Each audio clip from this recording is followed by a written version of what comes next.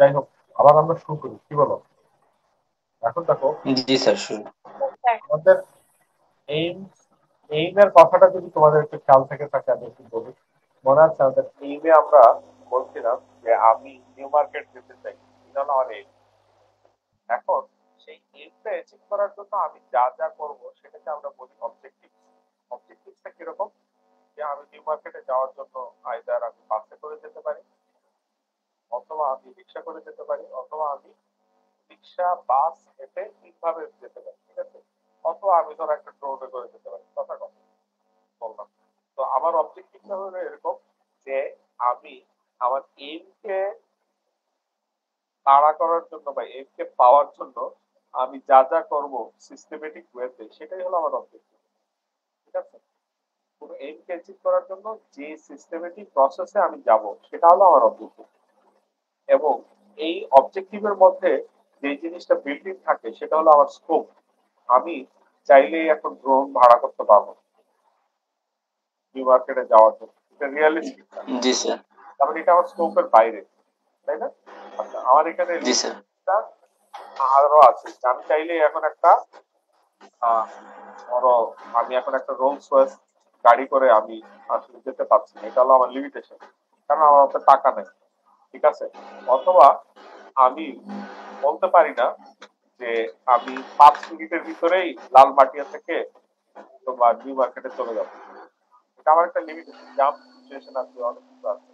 But যদি এরকম হতো যে সংসদ ভবনের পাশে একটা স্টেশন আছে, মেট্রো রেলের বা আন্ডারগ্রাউন্ড স্টেশন আছে, আমি নিউ মার্কেট স্টেশনে যে আমাকে নামায় দিবে, এটা 1-2 মিনিটের ব্যাপার, ঠিক আছে? তাইলে ওই লিমিটেশনটা আসলে থাকতো না। এবং কিছু জিনিস আমি এজিউম করে নিয়েছি যে আমি বলতেছি যে আমি আমার নিউ মার্কেটে আধা ঘন্টা, তারপর আমি জোরে বলার চেষ্টা করতেছি, জি স্যার, শোনান। ঠিক আছে? এখন ধরো আমার এজাম্পশনটা এরকম যে আমি 30 মিনিটের ভিতরে আহ, ধরো আমি চাচ্ছি যে রিক্সা করে আর পায়ে হেঁটে মিলে আমি তোমার নিউ মার্কেটে পৌঁছা যাবো, এটা হলো আমার এজাম্পশন। এখন এটা সত্যি হতে পারে, নাও হতে পারে, অনেক ক্ষেত্রে আমি দেখা গেল যে জাম আছে, অনেক কিছু আছে, সেই জিনিস এই কারণে আমাকে, আমি ধরে নিচ্ছি যে আমি 30 মিনিটের ভিতরে রিক্সা এবং পায়ে হেঁটে দুইটা মিলে আমি নিউ মার্কেটে পৌঁছে যেতে হবে। তো এটা আমি জাস্ট একটা এক্সাম্পল হিসেবে তোমাদেরকে বললাম। এটা যে ধরো এরকমই তোমার ক্ষেত্রে সিচুয়েশন তাই হবে তা না, বাট তোমরা একটা আইডিয়া করতে পারো যে কি হবে। তো লাস্টের মধ্যে আমরা আর্কিটেকচারাল ইন্টারভেনশন, যেহেতু আমরা আর্কিটেকচারাল ডিজার্টেশন করতেছি, আমার আর্কিটেকচারাল ইন্টারভেনশন আসলে কি হবে এই এমটা অ্যাচিভ করার জন্য। যেমন ধরো আমি একটা 500 বেড হসপিটাল ডিজাইন করবো, সেটা আমি তাইলে কি কি জিনিস করেছি, আমরা একটা নোড জাংশনে আমি একটা ইন্ট্রোভার্ট ডিজাইন করেছি এবং হাই রেঞ্জ ডিজাইন করেছি, যাতে ওই নোডের ট্রাফিক ট্রাফিক ওগুলো আমাকে এফেক্ট না করে। এবং ইনডোর আউটডোর প্যাসেঞ্জদের মধ্যে আমি একটা ব্যালেন্স তৈরি করার চেষ্টা করেছি, নো লেভেল। আর আউটডোর ট্রাফিক নয়েজকে আমি সেগ্রিগেট করেছি তো ইন্ট্রোভার্ট ডিজাইন, যাতে আমার ডিজাইনটা এরকম, ধরো কথা কথা আমার বিল্ডিং গুলো এই, ঠিক আছে, আমার বিল্ডিং গুলো এই হয়তো একটা কানেক্টিং বিল্ডিং এরকম আছে, এখানে কিছু ব্রিজ ঠিক আছে, যাতে আউটডোর যে স্ট্রিট নয়েজ আছে সেগুলা এইখানে আমি স্ক্রিন দিয়ে ব্লক করে দিয়েছি, এবং এখানেও আমি আউটডোর স্ক্রিন দিয়ে ব্লক করে দিয়েছি, যাতে আমার আহ, এই জিনিসটা ওয়ার্ক করে। সেটা আমার আর্কিটেকচারাল ইন্টারভেনশনস এ বলবো যে আমি এই এমটা অ্যাচিভ করার জন্য 500 বেড হসপিটাল এই নোড পয়েন্টে বানানোর জন্য আমি কি কি কাজ করেছি, সেটা আমার আর্কিটেকচারাল ইন্টারভেনশনস এ আর্কিটেকচারালি যেগুলো আমি করেছি সেগুলো বলবো, ঠিক আছে? এবং মেথোডোলজি, এটা এখানে যা দেখা যাচ্ছে আসল ঘটনা হলো মেথোডোলজিটা আমার আর্কিটেকচারাল ইন্টারভেনশনস এর একটা আউটপুট আর্কিটেক্ট, ঠিক আছে? এবং আমি এত স্কোয়ার ফিট অ্যাচিভ করেছি, আমি এতগুলো লেভেলের মধ্যে এই জিনিসগুলোকে সলভ করেছি, এটাই। তারপরে আমি আমার সেকশন সামারিটা দিব লাস্টে বলবো। তো আই হোপ একটা আমরা এক্সাম্পল দেখলাম, এখন আমরা দেখি যে আদপে আমাদের এই জিনিসটা আমি যদি একটা পেপার থেকে দেখি, স্ট্যান্ডার্ড পেপার থেকে, তাহলে কিরকম লাগবে।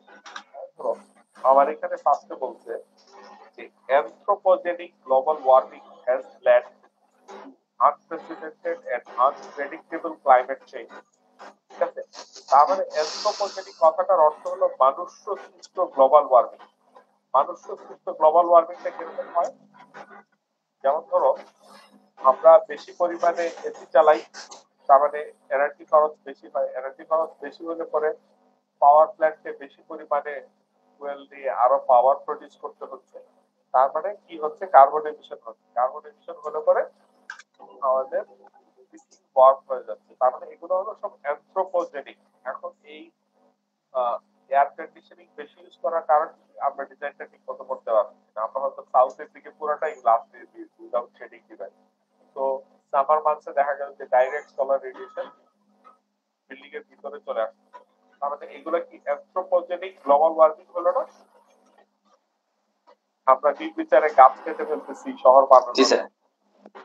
কিন্তু অ্যানথ্রোপোজেনিক গ্লোবাল ওয়ার্মিং। অ্যানথ্রোপোজেনিক মানে হলো মানুষ সৃষ্ট আর ম্যানমেড, ঠিক আছে? হ্যাজ লেড টু আনপ্রেসিডেন্টেড, মানে আগে কখনো দেখা যায় না এরকম, এবং আনপ্রেডিক্টেবল, প্রেডিক্ট করা যাচ্ছে না যে কি হবে। এত পরিমাণে আমরা গাছপালা ধ্বংস করতেছি, এত পরিমাণে সিটি বানাচ্ছি, এত পরিমাণে ইনফ্রাস্ট্রাকচার বানাচ্ছি, এগুলাতে যে সোলার রেডিয়েশন পড়তেছে সেগুলা সে দিনের তাপমাত্রা ধরে রাখছে রাতে অনেক, সে এটা আর বের হয়ে যেতে পারছে না। এই কারণে গরমকালে বৃষ্টি না পড়লে পরে সে আর ঠান্ডা হচ্ছে না। গরমকালে দেখা যায় হাঁসফাঁস লাগছে, কারণ চারপাশে কংক্রিটের জঙ্গল হয়ে গেছে। এগুলাকে আমরা anthropogenic, unprecedented, unpredictable climate change এগুলার আওতায় ফেলতে পারি, ঠিক আছে? এবং এগুলার ইফেক্টের ফলে যে ধরনের চেঞ্জেস আমাদের ক্লাইমেটে হচ্ছে, এই কারণে এগুলাকে আনপ্রেডিক্টেবল, ঠিক আছে? এখন global average surface temperature increased 1 degree centigrade related to with a 0.02 degree decadal rise. তাহলে অন্তত পৃথিবীতে এভারেজ টেম্পারেচারটা আছে সেটা তোমার গত 1 ডিগ্রি করে বাড়তেছে two pre industrial level. Pre industrial level মানে হলো আজকে থেকে ইন্ডাস্ট্রিয়াল রেভলিউশনটা শুরু হয়েছে ধরো 1700 সালের পর থেকে, বুঝতে পেরেছো ঘটনা? তো এইটার যে টেম্পারেচার যখন যা ছিল তার থেকে 1 ডিগ্রি সেন্টিগ্রেড টেম্পারেচার বাড়ছে, বেড়ে গেছে সেটা বলছে। এবং বলছে যে 0.02 ডেকাডেল রাইজ, তার মানে প্রত্যেক দশকে এখন 0.02 করে বাড়তেছে। আগে তো একটা সময় বাড়তেছিল, এখন বাড়তে বাড়তে ধরো প্রি ইন্ডাস্ট্রিয়াল লেভেলের টেম্পারেচার এরকম ছিল, ধরো টেম্পারেচার এরকম প্রি ইন্ডাস্ট্রিয়াল লেভেলে এরকম ছিল, এখন গত 300 বছরে বাড়ছে ধরো এতটুকু, কিন্তু এখন বাড়তেছে এরকম। আগে এরকম ভাবে বাড়তেছিল, এখন এরকম ভাবে বাড়তেছে। এই একদম ভার্টিক্যালি। হ্যাঁ, একদম 10 বছরে এরকম করে বাড়তেছে। তো এই কথাটা আসলে এখানে মিল করতেছে আর কি এইভাবে। তো জি স্যার। তো আমরা ঘটনাগুলোকে আসলে কিভাবে সাজাবো আমার ডিজার্টেশনে সেটা আমরা শিখতেছি। একটা এক্সাম্পল দেখ, আর কিছু না। আমার ডিজার্টেশনের কেসটা আমি কিভাবে বানাবো, প্রত্যেক জিনিস একটা কেস বানাতে হয় না? যেমন ধরো তুমি একটা নাটক বানাবো, তার একটা ব্যাকগ্রাউন্ড স্টোরি তোমাকে আগে বানাতে হয়, তারপরে এটাকে ক্যারেক্টার ইনক্লুড করতে হয়, একটা আহ, সবকিছু একটা মিশিয়ে তোমার নাটকটা তৈরি হয়, এরকম আর কি হবে। The significant rise in temperature will profoundly impact energy demand and indoor thermal compatibility. এই যে একটা টেম্পারেচার রাইজ হঠাৎ করে ভার্টিক্যালি উঠতেছে, সেটার কারণে এনার্জি ডিমান্ড বিল্ডিং এর বাড়বে, এবং ইনডোর থার্মাল কমফোর্টেরও বিল্ডিং এর একটা বিশাল চেঞ্জেস আসবে। মানে লোকজন আনকমফোর্টেবল ফিল করবে, কারণ টেম্পারেচারটা অনেক বেশি দ্রুততার সাথে বেড়ে যাচ্ছে, তাই না? আমরা দেখবা যে যখন কোনো গরুর দেশে যায় তাদের প্রথমবার গেলে পরে যে কষ্টটা ওরা করে প্রথম 10 থেকে 15 দিন, এটা অনেক বেশি কষ্ট, বেয়ার করতে পারে না, কারণ সাডেন টেম্পারেচার রাইজ। এখানে ধরো 30 ডিগ্রি টেম্পারেচার, এখানে এভারেজ 40 ডিগ্রি টেম্পারেচার, এই যে একটা 10 ডিগ্রি রাইজ, এটা সবাই মেনে নিতে পারে না। তো আদপে কি হয়, আস্তে আস্তে সেইটা মেনে নেয়, সময় লাগে। এটাকে আমরা সায়েন্সের ভাষায় বলি অ্যাক্লিমাটাইজেশন।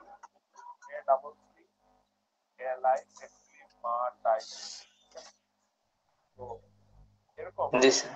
টেম্পারেচারটা পৃথিবীর এত তাড়াতাড়ি এত দ্রুত বাড়তেছে যে আমরা ওই অ্যাক্লিমাটাইজ করার সুযোগ আর পাচ্ছি না, ঠিক আছে? কারণ আছে। যেমন ধরো পৃথিবীতে এখন যে টেম্পারেচার আছে তার থেকেও গরম টেম্পারেচার এককালে ছিল। সেটা কখন? যখন গ্রিক রোমানরা ছিল রাজত্বে, আজকে থেকে প্রায় 2000 বছর আগে, 2500 বছর আগে। তখন কিন্তু পৃথিবীর টেম্পারেচার এখনকার টেম্পারেচারের চেয়েও বেশি ছিল। তারা ওই টেম্পারেচারে অভ্যস্ত হয়ে গেছিল। আমরা এই যে চেঞ্জটা আসতেছে, ক্লাইমেট চেঞ্জ, এটা খুব অল অফ এ সাডেন হয়ে যাচ্ছে, খুব তাড়াতাড়ি। বুঝতে পারছো? জি স্যার। যাই হোক, এরপরে আবার আমার ইউকে আসছি। ইউকে এতক্ষণ আমরা জেনারেলাইজ কথাবার্তা বলি, তাই না? মনে আছে আমরা আমাদের ইন্ট্রোডাকশন চ্যাপ্টারে কি বলতে যাচ্ছি? যে আমরা ফার্স্টে আমাদের ইন্ট্রোডাকশন চ্যাপ্টারে আমাদের কেসটা তৈরি করবো, ব্যাকগ্রাউন্ড স্টোরিটা বলবো। এই যে আমরা এতক্ষণ ব্যাকগ্রাউন্ড স্টোরি করলাম, তাই না? স্যার কি বলেন স্যার, বুঝিনি। আমরা আমাদের ব্যাকগ্রাউন্ড স্টোরিটা বললাম, মনে জি আছে? স্যার, ব্যাকগ্রাউন্ডের। Background G sir. Significance of the স্টাডির কথা আসতে গিয়ে আমাদের ব্যাকগ্রাউন্ড স্টোরিটা বললাম, আমাদের একটা ব্যাকড্রপ তৈরি করলাম। বুঝতে পেরেছো ঘটনা? তারপরে আবার আমরা জি স্যার। আসবো এখন আসল কথায়। In the UK the building stock and particularly non domestic building, ওই যে অফিস বিল্ডিং নিয়ে যেহেতু কথা বলছি, নন ডোমেস্টিক কথাগুলো এটা কিওয়ার্ডে আসছে। Account for 40% and 80% of total green house gas emission. ঠিক আছে, রেসপেক্টিভলি। তার মানে ইউকের বিল্ডিং স্টকের মধ্যে পার্টিকুলারলি নন ডোমেস্টিক বিল্ডিংটা হলো 40% এবং 80% of green house gas emission. তার মানে বিল্ডিং স্টক খরচ করে হলো গিয়া 40% গ্রিন হাউস গ্যাস এমিশন, আর এর মধ্যে প্রায় এরই 50% নন ডোমেস্টিক বিল্ডিং খরচ করে। ঠিক আছে, তার মানে ইউকের টোটাল এমিশনের অ্যাকচুয়ালি 80% হলো নন ডোমেস্টিক। কারণ এমিশনটা ওরা 80% বা 1/5 অফ এমিশন খালি নন ডোমেস্টিক বিল্ডিং এর কারণে হয়। যেহেতু আমরা নন ডোমেস্টিক বিল্ডিং নিয়ে কাজ করতেছি, তার মানে যদি আমরা এনার্জি এফিসিয়েন্সি অ্যাচিভ করতে পারি, তার মানে আমরা আসলে ইউকের significant amount of green house gas emission কমাতে পারবো। কি বলো? আমি ব্যাকগ্রাউন্ড স্টোরি গুলা কিভাবে সাজাচ্ছি দেখতে পাচ্ছ? এই জি স্যার, গল্প আকারে মানে একটার সাথে একটা রিলেট জানা হয় এই একটার যে। সাথে একটা কারণের কারণের মিল আছে। তোমাকে কারণের মিল থাকতে হুম। হবে, একটা ফ্লো থাকতে হবে। তারপরে বলছি কি, দেখো, even the present temperature, temperate climate, present day temperate climate, achieving low and zero carbon energy generation and delivery while reducing energy demand and emission from UK buildings calls for high level of fabric insulation and airtight. এখন এই যে temperate climate একটু আগে বলছি যে ইউকেতে 30 degree লেটিটিউডের উপরে বা 35 ডিগ্রি লেটিটিউডের উপরে যে বিল্ডিং গুলা বা যে রিজন গুলা দেখা যায়, সেগুলো আসলে টেম্পারেচার টেম্পারেট ক্লাইমেটের রিজন। আমরা থাকি হলো ট্রপিক্যাল ক্লাইমেট, যেগুলা কিনা 25 ডিগ্রি বা 30 ডিগ্রি নর্থ এবং সাউথ পর্যন্ত বিস্তৃত, নিরক্ষরেখা। ঠিক আছে, তো বলছে যে এরকম একটা টেম্পারেট ক্লাইমেটে achieving low and zero carbon energy generation. Low বলতে যেখানে বিল্ডিং এর এনার্জি খরচ কম অথবা কোনো খরচই আসলে নাই, কারণ আমি যা প্রডিউস করতেছি তাই আমি গ্রিড থেকে দিচ্ছি, এটাকে আমরা জিরো কার্বন বলি।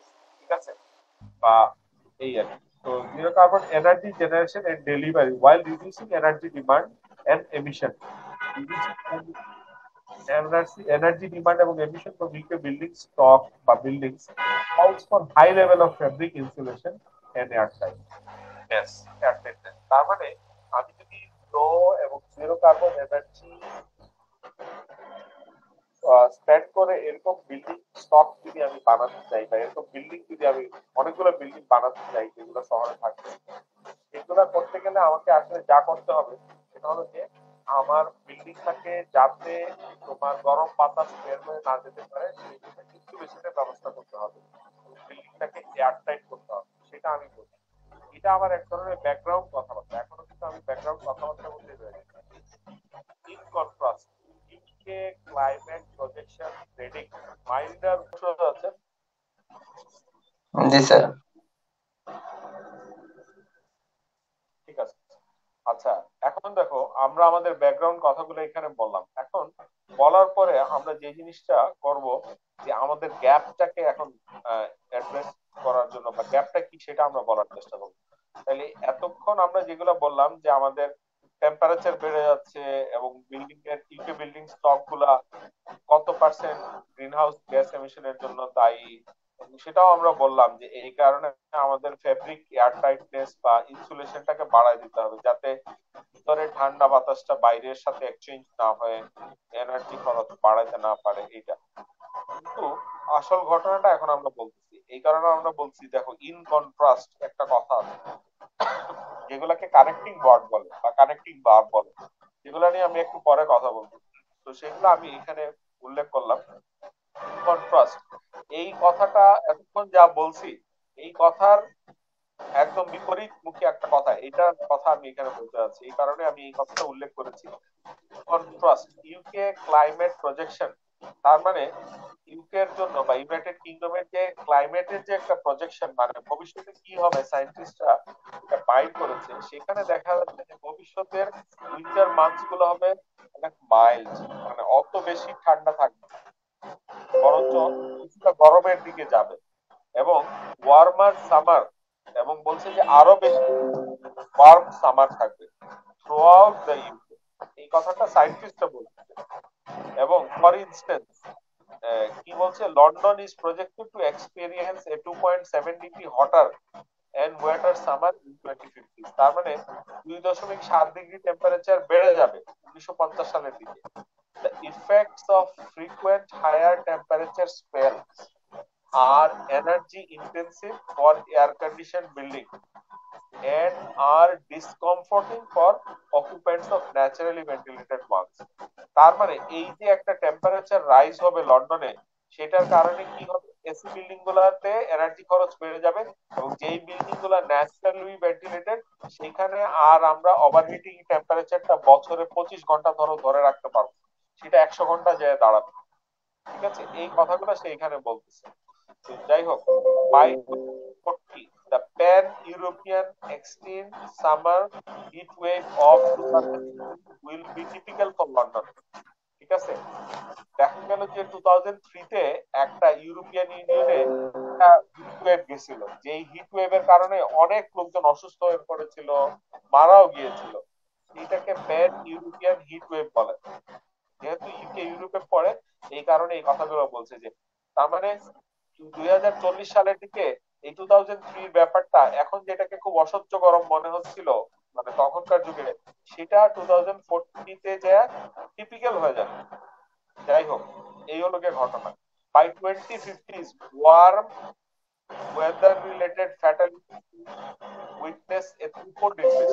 তার মানে 2050 সালের দিকে দেখা গেল যে গরম আবহাওয়ার কারণে যে লোকজনের মৃত্যু হয় সেই ব্যাপারটা তিনগুণ বেড়ে যাবে।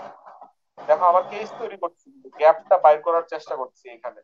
এখন besides a warming climate is likely to worsen indoor air temperature, এবং এই যে গরম যে একটা আবহাওয়া তৈরি হবে ভবিষ্যতে, সেখানে ইনডোর এয়ার টেম্পারেচারও বেড়ে যাবে, যেহেতু আউটডোর টেম্পারেচার বেশি ইনডোর এয়ার টেম্পারেচারও বেড়ে যাবে। And quality, energy consumption and carbon emission তিনটাই বাড়ায় দিবে এই ওয়ার্ম টেম্পারেচার। ঠিক আছে, এখন বলছে since more intense and accelerating warming is now evident, যে অনেক বেশি গরম পড়তেছে এবং এই ব্যাপারটা আরো দ্রুততার সাথে আরো বেশি গরম হচ্ছে, এই জিনিসটা আমরা দেখতে পাচ্ছি। বলছে যে building resilient to such extreme should be consider. তার মানে ওরকম একটা ঘটনার জন্য আমাদেরকে বিল্ডিং তৈরি করতে হবে, এই ঘটনার জন্য না যেখানে কিনা আমরা এনার্জি খরচ শীতের সময় কমাতে চাই, সেই ধরনের কারণে আমরা একটা এয়ার টাইট বা ইনসুলেশন সেন্ট্রিক বিল্ডিং ডিজাইন করতে চাই, এটা না। আমাদেরকে এটাতে ফোকাস করতে হবে ভবিষ্যতে যে গরম হয়ে যাবে, যেটা কিনা আজকে থেকে 15-20 বছর পরেই। এখন আমরা বিল্ডিং বানাইলাম শীতের কালের কথা চিন্তা করে, ভবিষ্যতে আসলে গরমকালের কথা চিন্তা করে বিল্ডিং কে আবার পরিবর্তন করতে হবে। এই কথাটাই কিন্তু আমি সাধারণত এখানে চেষ্টা করতেছি। এখন তোমরা যখন করবা, এভাবে আগে নিজের মধ্যে স্টোরি গুলাকে সাজায় নিতে হবে, তুমি কি বলতে জি চাও, স্যার। তোমার জিনিসগুলা ভালোভাবে বলা হয়ে যাবে। তো বলছি যে since more intense and accelerating warming is now evident, building resilient to such extreme should be consider. Resilient বলতে মানে যেগুলো প্রতিরোধ করতে পারে, সেই কথাটা মিন করছে আর কি। ওই ধরনের বিল্ডিং আমাদেরকে বানাতে হবে, ইন এডিশন টু কারেন্ট এবং এফিসিয়েন্সি সেন্ট্রিক রেগুলেশন। এখন আমরা কারেন্ট সিচুয়েশনকেও তো আবার ইগনোর করতে পারি, তাহলে আমার শীতের বেলা খরচ বেড়ে যাবে। তার মানে আমি এয়ারটাইট বিল্ডিং বানাবো ঠিক আছে, কিন্তু এটার প্রভিশন রাখবো যাতে ভবিষ্যতে যে গরম আবহাওয়া আসবে তখন যেন আমি ন্যাচারাল ভেন্টিলেশন চালু করতে পারি, অথবা যেই দিন খুব এক্সট্রিম টেম্পারেচার হবে তখন যেন আমি এয়ার কন্ডিশন চালু করতে পারি। তার মানে বিল্ডিং হাইব্রিড করতে হবে। একটু আগেই বলছিলাম হাইব্রিড মানে হলো ন্যাচারাল ভেন্টিলেশন এবং এয়ার কন্ডিশন দুইটা মিলায় যে বিল্ডিংটা হয় সেটাকে আমরা হাইব্রিড বিল্ডিং বলি, ঠিক আছে। এবং এই কথাটা আমি এক ফাঁকে বলে ফেললাম, তার মানে রিসার্চ গ্যাপটা এবং আমি এখানে অ্যাড্রেস করে ফেললাম যে এই জিনিসটা আমরা আসলে করি না। আমরা শীত প্রধান দেশের জন্য বিল্ডিং ডিজাইন করতে যাচ্ছি, কিন্তু আমি বলতেছি যে আসলে ঘটনা তো শীত প্রধান থাকবে না ভবিষ্যতে। গ্লোবাল ওয়ার্মিং এর কারণে গরম প্রধান বিল্ডিং কিভাবে তৈরি করতে হয় সেটা চিন্তা করতে হবে। সেই কথাটা আমার রিসার্চ গ্যাপ। আশা করি গ্যাপটা বুঝতে পেরেছো, কি বলো? হ্যাঁ, জি স্যার। এটা হলো আমার ব্যাকগ্রাউন্ড স্টাডি। প্রথমে আমি ব্যাকগ্রাউন্ড স্টাডি করেছি। ব্যাকগ্রাউন্ড স্টাডি কি, আমি বলছি যে ইউকের ঘটনা কি, গুলা কত পার্সেন্ট এনার্জি খরচ করে, গ্লোবাল ওয়ার্মিং এর এখনকার অবস্থা কি, 1970 সালে কি ঘটনা, আর প্রি ইন্ডাস্ট্রিয়াল লেভেলে কি ঘটনা হয়েছে, 200 মানে 1700 সালে কি ঘটনা ছিল সেটার সাথে আমি কম্পেয়ার করি। বুঝা গেছে ঘটনা? এখন আমি জি নেক্সট স্যার, যাতে করে ব্যাকগ্রাউন্ডে বোঝা যাচ্ছে যে কোন কনটেক্সটে বা কি ইয়েতে আমি এই জিনিসটা এস্টাবলিশ করার ট্রাই করছি। ইয়েস, তুমিও তোমার ঘটনা এইভাবে সাজাতে হবে। ইন্ট্রোডাকশন চ্যাপ্টারে আমরা বলছি না significance, need of the study, background study, এই কথাগুলো কিন্তু এখান থেকেই আসতেছে। তুমি তোমার ঘটনাগুলো কিভাবে সাজাবা সেটা তোমাকে নিজেই ডিসাইড করতে হবে, বুঝতে পেরেছো ঘটনা? এবং এটার জন্য তোমাকে জি স্যার। লিটারেচার রিভিউ করতে হবে। যখনই তুমি লিটারেচার রিভিউ করবা তুমি আরো সমৃদ্ধ হবা, আরো সমৃদ্ধ হবা, তোমার রিসার্চটাকে তত বেশি আর্টিকুলেটেড, আমরা বলি আর্টিকুলেটেড করতে পারবা। যাই হোক, আমরা নেক্সট সেকশন গুলোতে যাই। আহ, আমি একটা ব্যাকগ্রাউন্ড একটা স্টোরি বললাম, তারপরে আমার রিসার্চ গ্যাপটা বললাম। এখন আমি নেক্সট সেকশনে যাব, সেখানে আমি আরো কিছু কথাবার্তা বলবো যেগুলো জেনারেলাইজড কথাবার্তা, যেটা আমি আমার ওই যে রিসার্চ গ্যাপটাকে এস্টাবলিশ করার চেষ্টা করব যে আমার এটা এই ক্ষেত্রে কি করা উচিত, ঠিক আছে। মানে কি করলে পরে আমার এই রিসার্চ গ্যাপটাকে আমি অ্যাড্রেস করতে পারবো। তো আমি আরো কিছু ব্যাকগ্রাউন্ড জিনিস এখানে জানার চেষ্টা করবো, যেটা কিনা তোমাদের ফরম্যাটের থেকে একটু ডিফারেন্ট। তোমরা যখন ব্যাকগ্রাউন্ড স্টোরি সাজাবা তারপরে রিসার্চ গ্যাপ বলবা, তখন কিন্তু ডাইরেক্টলি তোমাদের ডিজাইনে চলে যাবা। তুমি তোমার ডিজাইনে কি করবা বা কি করতে চাও, কতগুলো কেস স্টাডি করেছো, ওগুলোর কথা তুমি এখানে বলবা। যেটা কিনা আমি এখানে একটু অন্যভাবে বলছি, দেখো তাইলে বুঝতে পারবা। বলছে 70% of the 2050 UK building stocks are likely to